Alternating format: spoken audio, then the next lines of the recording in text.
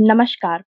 हम सबने जीवन के किसी न किसी मोड़ पर अपनी आंखें मूंद कर उस अदृश्य सत्ता को पुकारा है। कभी घोर निराशा के अंधेरे में, तो कभी अपार हर्ष के क्षणों में। लेकिन एक प्रश्न हमेशा हमारे मन के किसी कोने में गूंजता रहता है। क्या सचमुच वहां कोई है जो सुन रहा है? क्या यह अनंत ब्रह्मांड हमारी पुकार पर ध्यान देता है? प्रार्थना क्या केवल मन को सांत्वना देने का एक साधन है, या यह उस परम चेतना, सुप्रीम कॉन्शियसनेस के साथ संवाद करने की एक वास्तविक विधा है? आज हम इसी सनातन रहस्य की परतों को खोलेंगे।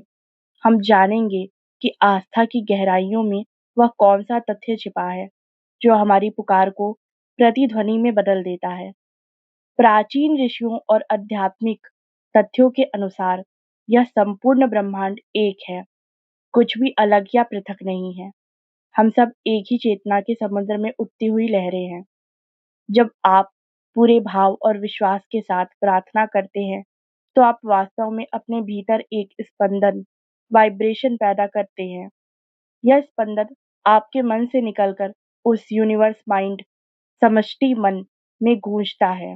शास्त्र कहते हैं, यद पिंडे तद ब्रह्मांडे। जो इस शरीर में है वही ब्रह्मांड में है।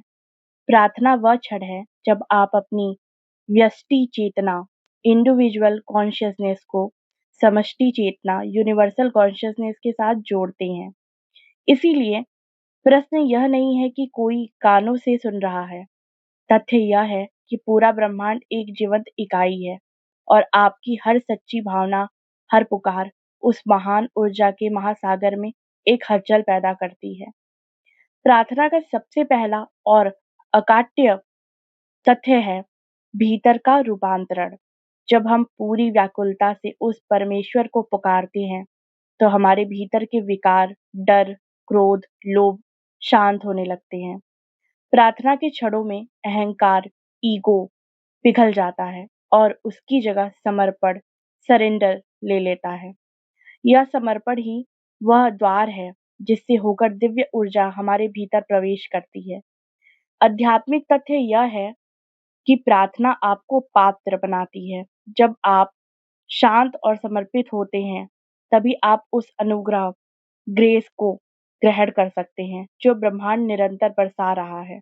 यह न केवल भावना है, बल्कि यह आपकी आत्मा का एक गहरा आध्यात्मिक व्यायाम है, जो आपको उस परम शांति, शांतम के करीब लाता है। अध्यात्म कहता है वह सत्ता आपसे बाहर कहीं दूर नहीं बैठी है। वह आपके ही उच्चतम स्व, हायर सेल्फ के रूप में आपके भीतर विराजमान है।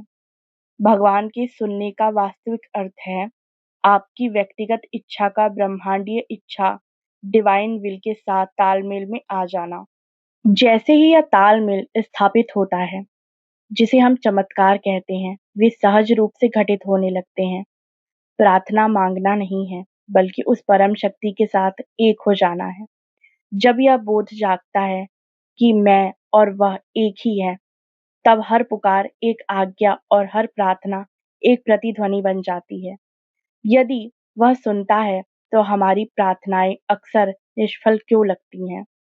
इसके पीछे एक गहरा आध्यात्मिक सत्य छिपा है। अक्सर हमारे शब्दों में पुकार होती है, पर हृदय में संशय, डाउट और अविश्वास छिपा होता है। यदि आप शांति मांग रहे हैं लेकिन मन में अशांति और भय का पोषण कर रहे हैं, तो ब्रह्मांड आपके भय का उत्तर देगा।